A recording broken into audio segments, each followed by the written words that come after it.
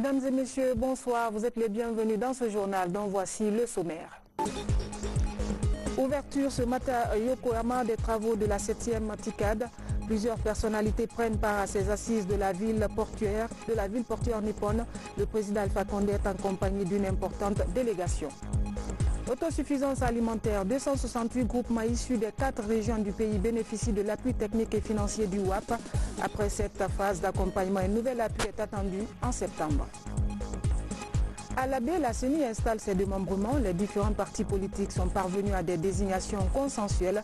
Les nouveaux membres ont ainsi prêté serment.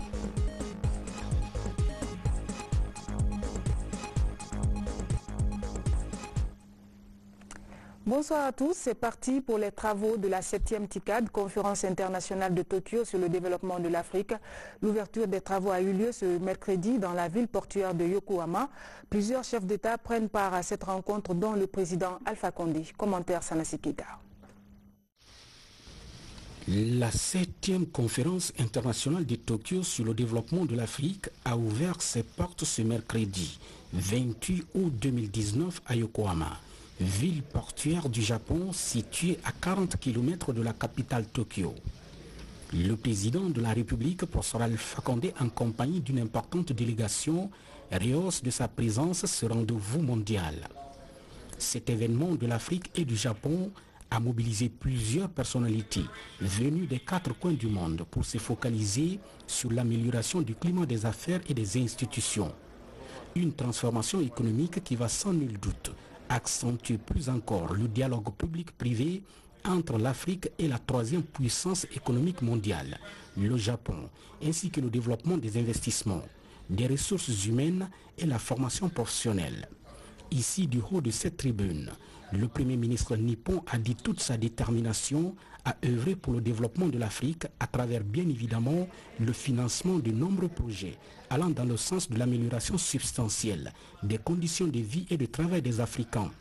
Les représentants des pays africains, organisations internationales, pays donateurs, entreprises privées et organisations des sociétés civiles mettront ces assises de Yokohama à profit pour échanger par ailleurs sur des voies et moyens nécessaires dans le but de soutenir les infrastructures de qualité pour améliorer la connectivité et promouvoir ainsi l'économie bleue.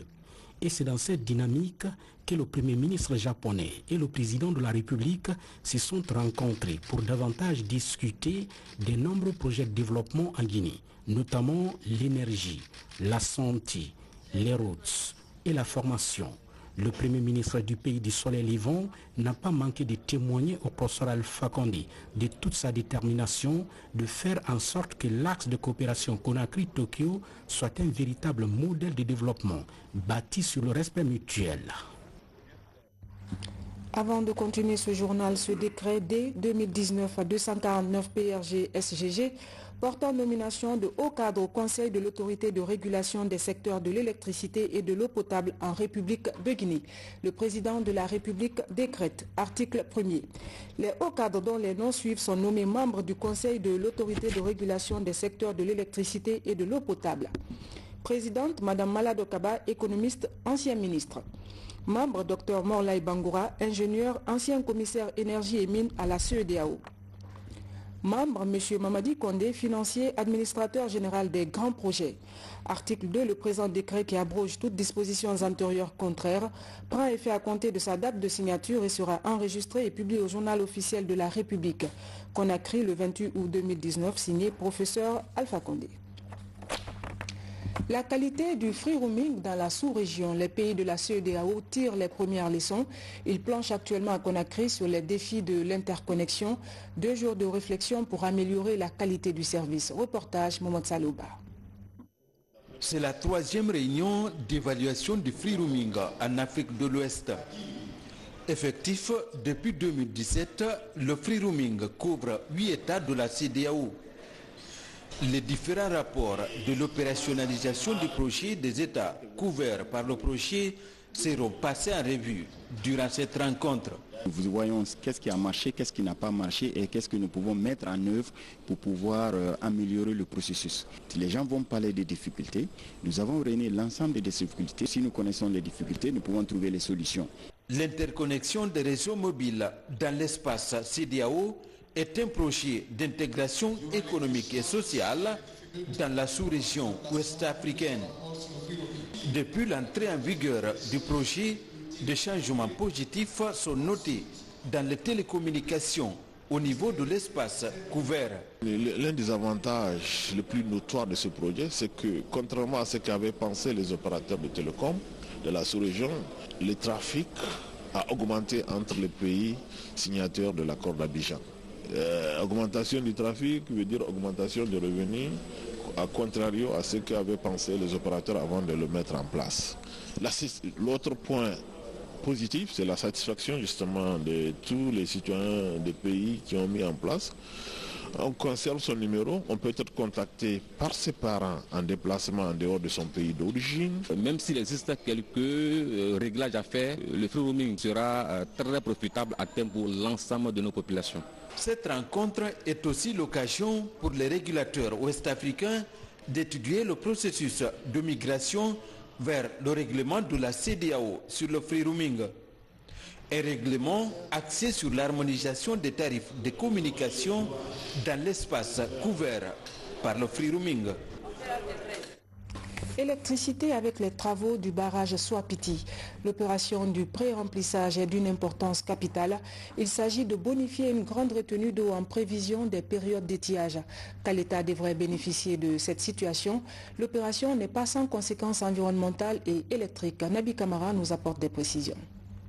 La construction du barrage de Swapiti se poursuit de façon impressionnante. Selon la direction générale du projet, à ce rythme, l'achèvement des travaux de génie civil pourrait se réaliser à la fin de cette année. Elle précise qu'à ce jour, les différentes cotes atteintes par les parties déversantes et non déversantes permettent ainsi l'amorce de l'emplissage. C'est justement eu égard à ce niveau atteint par les différentes composantes techniques et socio-environnementales que le ministère de l'Énergie a ordonné le pré-remplissage du barrage. Il s'agit de stocker dans le réservoir de Swapiti un volume d'eau d'environ 1,6 milliard 300 000 m3 destiné au soutien d'étiage à Caleta pour la saison sèche 2019-2020. Une étape importante dans les travaux de construction du barrage, certes, mais qui a forcément une incidence. C'est l'impact environnemental sur les populations riveraines du fleuve Concouré, depuis l'aval de Garafiri jusqu'à Dubreka ici en passant par Kindia, Télémélé, etc. Sur 8 sites qui doivent être réinstallés dans l'immédiat, 7 le sont déjà. Donc ces populations-là ne sont pas aujourd'hui en danger d'être ennoyées. Pendant cette phase de pré-remplissage, il y aura quelques perturbations au niveau de la desserte qui sont enregistrées du fait que le barrage de Caleta va fonctionner à une puissance qui est largement inférieure, puisque le barrage de Swapiti étant sur la partie amont, l'eau qui arrive normalement maintenant à Caleta va cesser d'arriver pendant un certain moment, et donc la puissance, l'eau qui arrive, le débit va fortement réduire, et donc le Caleta fonctionnera uniquement à hauteur de 60 MW pendant les heures de pointe entre 18h et 0h. A précisé que l'eau stockée pendant la période des pluies précédentes est redistribuée à Caleta en plus du débit initial. Le débit turbiné ainsi augmenté assurera plus de stabilité et de régularité à la production de cet aménagement durant la saison sèche. Et puis le programme de productivité agricole en Afrique de l'Ouest, à plus de 200 groupements issus des 4 régions du pays bénéficient de l'appui du WAP. Après la première phase d'accompagnement, une nouvelle assistance est attendue en début septembre. Lancé Kamisoko Fodé Camara. Après le renforcement de capacité des membres dans les 4 régions naturelles du pays, les représentants de 268 groupements issus des 4 régions naturelles du pays sont devant la maison guinéenne de l'entrepreneur avec leurs projets pour les prochaines campagnes agricoles. Cet appui financier du programme de productivité agricole en Afrique de l'Ouest va toucher de façon indirecte près de 47 000 producteurs de diverses filières. Les résultats attendus, d'abord, dans le domaine de l'entrepreneuriat, les gens, les porteurs vont être aguerris à l'esprit d'entreprise, à la gestion d'entreprise. Là, c'est un des premiers résultats. Et si vous participez au montage de votre projet, vous avez été initié à sa gestion et c'est un pas de plus par rapport aux formations initiales que les promoteurs ont reçues. En plus, c'est la gestion de la qualité, parce qu'il y a l'aspect marketing qui est extrêmement important. Comment faire en sorte que le produit qui est fait soit bien commercialisé. Sia Germaine Milimono est représentante de l'Union des étuveuses de la Guinée forestière. Elle a décroché en 2017 à Paris le prix de la meilleure qualité du riz fourni au programme alimentaire mondial. Déjà, toutes les cantines scolaires de la forêt sont ravitaillées par les étuveuses guinéennes. Cette année, Sia Germaine vient à la maison guinéenne de l'entrepreneur avec une nouvelle ambition, celle de conquérir le marché national. Nous voulons soumettre des projets auprès de WAP pour nous aider, parce que les instruments d'étouage sont insuffisants, vraiment pour qu'on produise de grandes quantités de riz. Cet appui du WAP et de son partenaire, la maison guinéenne de l'entrepreneur, concerne aussi la diversification des cultures. Pour ce faire, quelques structures agricoles sont ciblées, dont notamment des groupements d'intérêt économique, des sortants des écoles nationales d'agriculture et d'élevage, sans oublier des entreprises de services et organisations professionnelles agricoles. On a eu des matériels, de nouveaux matériaux, c'est-à-dire une couveuse de plus de 400 œufs. Avant, c'est nos poulets qui couvaient, nous élevons. Aujourd'hui, nos poulets n'arrivent plus à couver parce qu'on a le matériel que le WAP nous a donné. Donc, nous aurons plus de facilité à produire. Au terme de cette plateforme d'analyse, les micro-projets validés seront financés par la Banque mondiale à travers le programme de productivité à partir du 4 septembre prochain. L'ambition du projet est de garantir la sécurité alimentaire en Guinée. Direction Gekedou pour découvrir une jeune dame qui prospère dans l'aviculture. La vie de Mariam Sadou Baldé a agréablement changé grâce aux fruits de son métier. Elle s'est spécialisée dans la vente de poulets de chair, un volet des initiatives présidentielles. Reportage Marouf Bar, Seyar Souma. En décembre 2018, le groupement de Mariam Sadou Baldé a bénéficié d'une trentaine de poulets Wassacher, une variété importée de Mali par le gouvernement. Les poulets Wassacher sont réputés pour leur ponte et leur résistance à certaines maladies, à la différence de la race locale. Je suis très contente du fait que le président m'a aidé à avoir les poules. Je souhaite en avoir plus. Les gens viennent me remercier beaucoup pour avoir entamé ce projet d'élevage.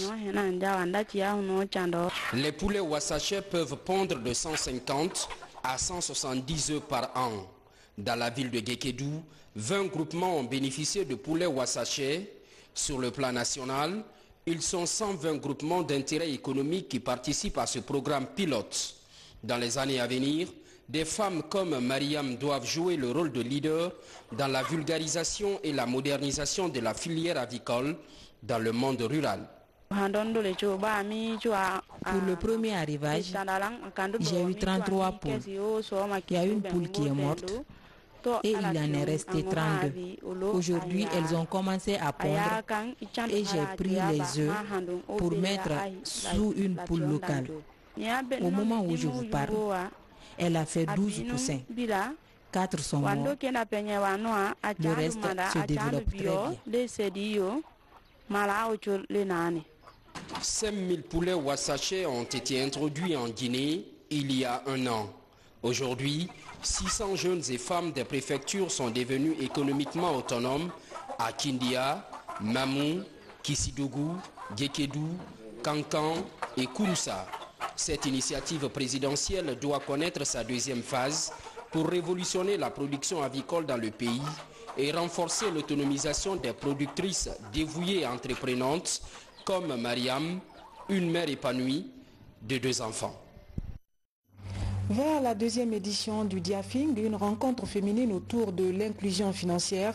L'édition 2019 se prépare au détail près. Des anciennes ministres et actrices du développement se sont donné rendez-vous pour discuter de ce grand rendez-vous. Tiernos Mandialo. Du 26 au 28 novembre prochain va être organisée à Conakry la seconde édition du Diafing. Un dialogue de haut niveau sur l'inclusion financière en Guinée et en Afrique sous la houlette de la Banque centrale. Des réflexions pour favoriser un développement harmonieux en faisant découvrir les mécanismes de financement en faveur des entrepreneurs, les aider à accéder aux ressources dont ils ont besoin et permettre aux personnes exclues du système financier classique de bénéficier des opportunités de financement. Le gouverneur de la Banque centrale de la République de Guinée a été désigné en 2017 en tant que président de l'initiative africaine pour les politiques d'inclusion financière, donc l'AFPI.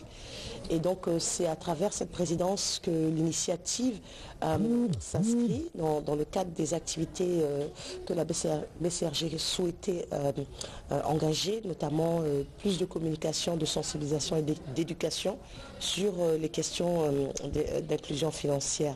L'agence Bantou et l'organisation WA Africa œuvrent aux côtés du gouvernement à la réussite de ce rendez-vous. En marge du Diafing, une journée sera dédiée à la contribution du leadership féminin et à l'inclusion financière. Cette rencontre des femmes leaders donne un avant-goût de cet événement. Elles partagent leur expérience et proposent des solutions pour une inclusion financière réussie. Il faudrait qu'on priorise les actions. Il faudrait une meilleure unité d'action des femmes. Il faudrait une certaine solidarité efficace et efficiente afin que les femmes puissent s'organiser et pouvoir monter des projets ensemble. Parce que c'est extrêmement important qu'on sache se mettre ensemble pour justement capter les capitaux qui vont arriver en Guinée et travailler ensemble. Il y a beaucoup de femmes qui interviennent dans plusieurs domaines de façon disparate. Et si on essaye de se mettre ensemble, de conjuguer les efforts, je crois que ça peut accompagner les efforts du gouvernement et en particulier de la Banque centrale qui est en train de prendre toutes les dispositions pour favoriser l'inclusion financière dans notre pays.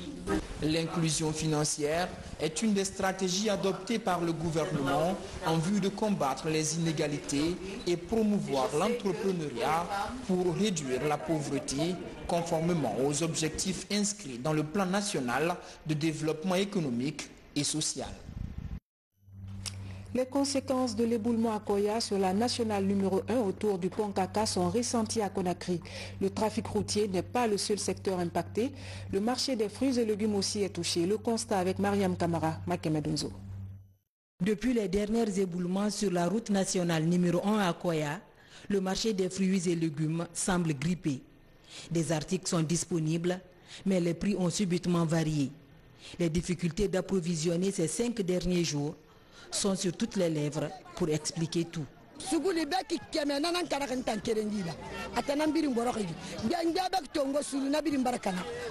Les marchandises ont pourri.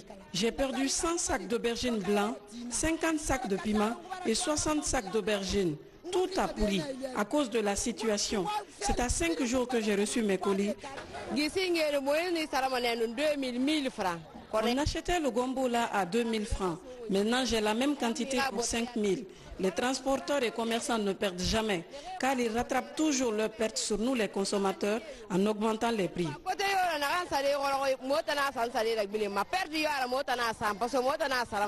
En fait, les premiers changements sont intervenus dans les relations commerciales entre les transporteurs et les femmes grossistes.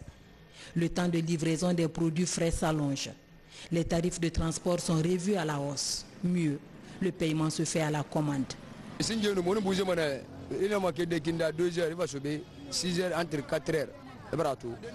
compliqué aujourd'hui. Là où je suis, j'ai même plus envie d'y retourner. Malgré les prix qu'on propose, qui étaient à 20 000 francs par colis avant, aujourd'hui c'est 40 000 francs.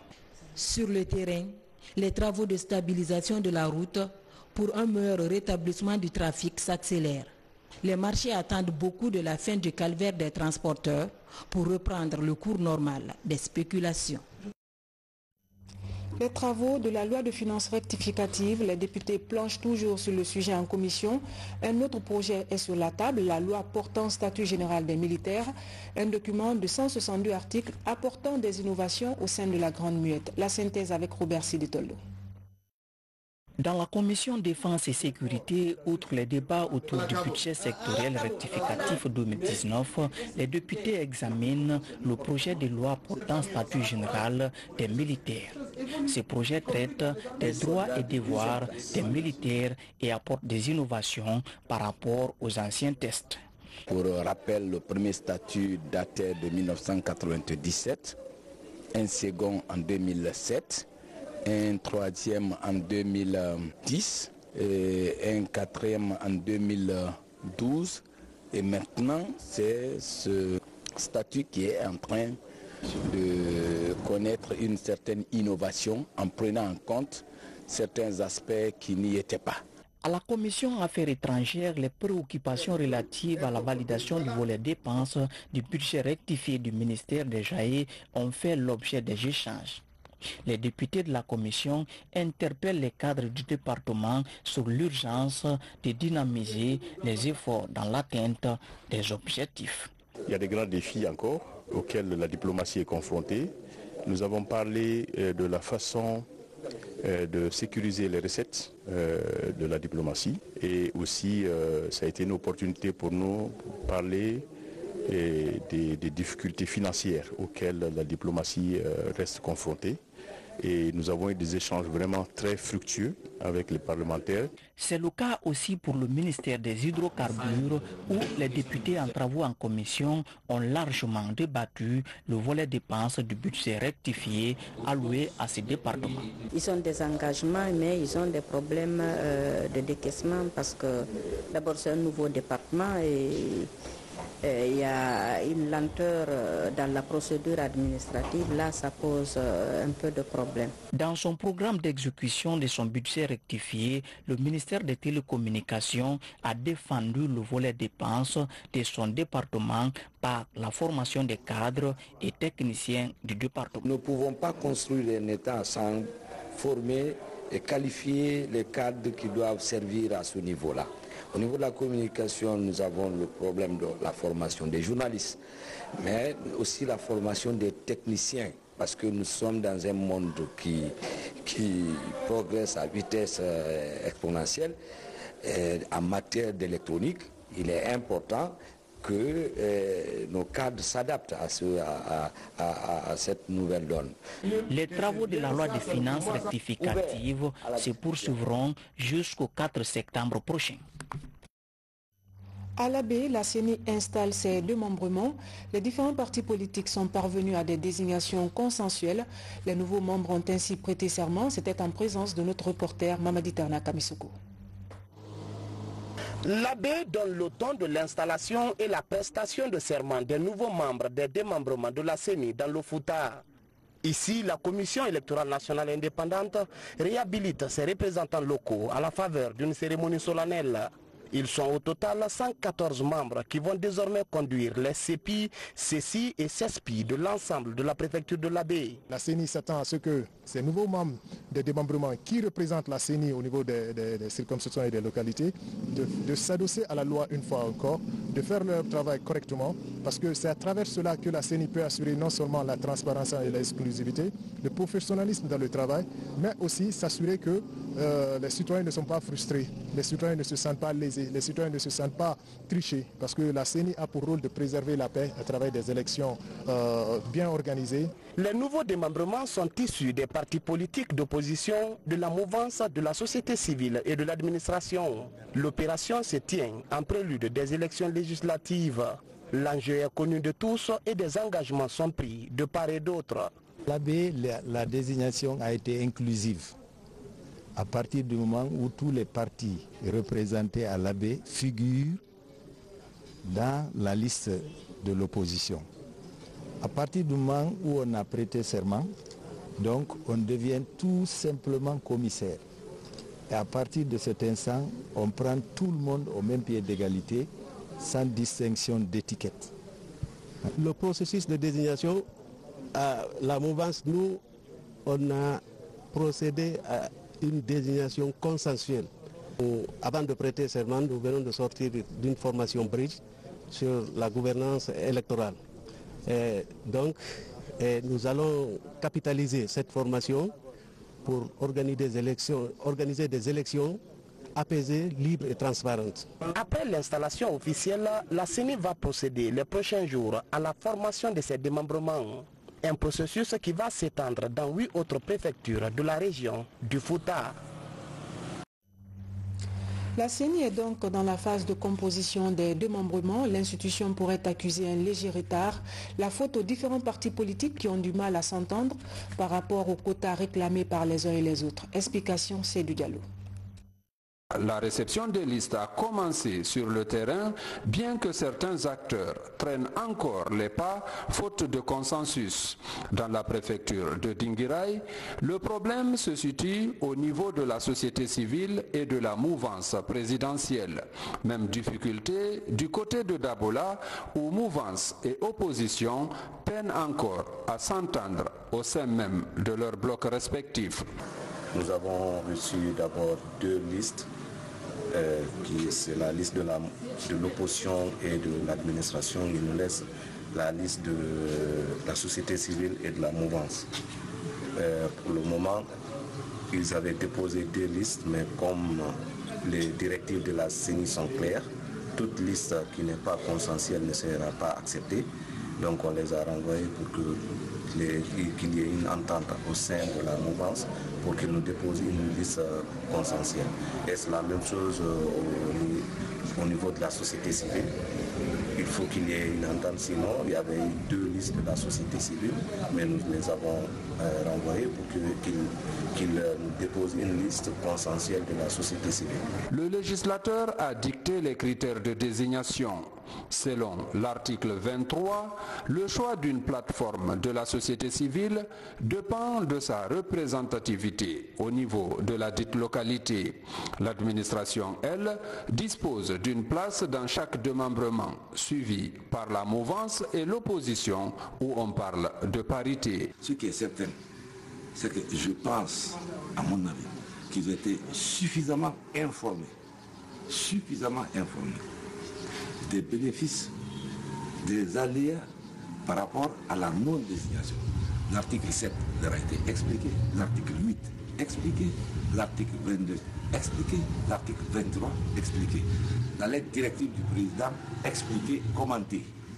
Donc ils ont été suffisamment outillés pour rentrer à la maison, se mettre à la réflexion. Il faut préciser que dans ces localités, un jour supplémentaire a été accordé aux retardataires.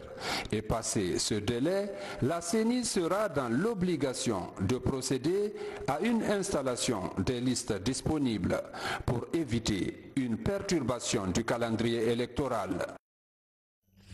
À présent, notre rubrique Monde en bref, la compilation de l'actualité internationale nous conduit au Mexique, au Brésil et en Italie. Un commentaire signé Alpha Siagaba. En Angleterre, l'opposition travailliste dénonce un scandale constitutionnel. À 6 jours de la rentrée parlementaire, le nouveau chef de l'exécutif britannique a annoncé ce mercredi la suspension du Parlement pendant 1 mois à compter du 12 septembre. Boris Johnson affiche sa volonté de donner une nouvelle impulsion au Royaume-Uni. Cela à l'approche du Brexit fixé au 31 octobre. And there will be ample time on both sides of that crucial October the 17th summit. Ample time in Parliament for MPs to debate the EU, to debate Brexit and all the other issues.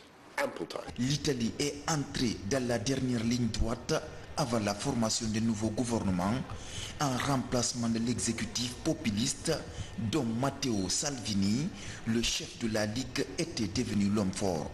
Le chef du PD, principale formation de gauche, Nicolas Zingaretti, a paru optimiste à sa sortie du palais présidentiel du Quirinal sur la possibilité de former un gouvernement de changement. Le Brésil se dit finalement ouvert à une aide financière d'organisations étrangères et même de pays pour lutter contre les incendies en Amazonie à condition de contrôler les fonds après avoir rejeté la veille une offre du G7 de 20 millions d'euros. La presse française parle de revirement. Está aberto a receber verbas e recursos financeiros de outros países e organizações e o fator impositivo esboçado por ele é de que esta recepção deste apoio não ofenda a soberania brasileira e que seja a governança desses recursos de nossa responsabilidade. Religion, pour terminer, les pèlerins chrétiens poursuivent leur séjour en Terre Sainte. Plusieurs sites religieux sont visités, notamment le fleuve Jourdain de la Galilée en Israël.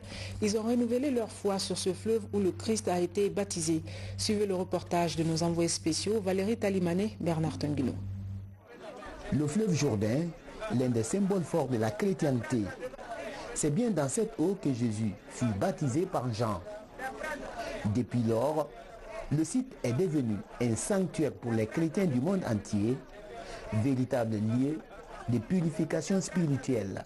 Bon, j'ai tenu à faire ce pèlerinage globalement pour raffermir ma foi et à me mettre dans cette eau vraiment pour renaître, me purifier. C'est un acte de joie. Et en même temps, ce sont des intentions de prière que nous faisons monter vers Dieu. Nous prions pour l'église de Guinée, nous prions pour notre pays, la Guinée, et nous prions pour toute la population guinéenne. Pour ces croyants, se baigner dans les eaux du Jourdain est un signe de renouvellement de la foi, un acte qui rappelle le sacrement du baptême. Ça représente une grande joie pour moi aujourd'hui, le fait de revivre ce que le Christ a vécu. Là où il a été baptisé, et je viens pour me purifier, pour renouveler aussi les engagements baptismaux. Parce que c'est ici que Jésus a commencé son ministère, dès après son baptême, il est rentré dans la vie publique et il a commencé son ministère. Chaque année, plus de 3 millions de chrétiens venus de tous les continents visitent ces sites. 124 pèlerins guinéens sont au rendez-vous de cette édition 2019. Voilà, mesdames et messieurs, c'est la fin de ce journal. Merci à vous tous de l'avoir suivi. Excellente soirée en compagnie de nos programmes. Demain, vous serez avec Makale Souma. Bonsoir chez vous.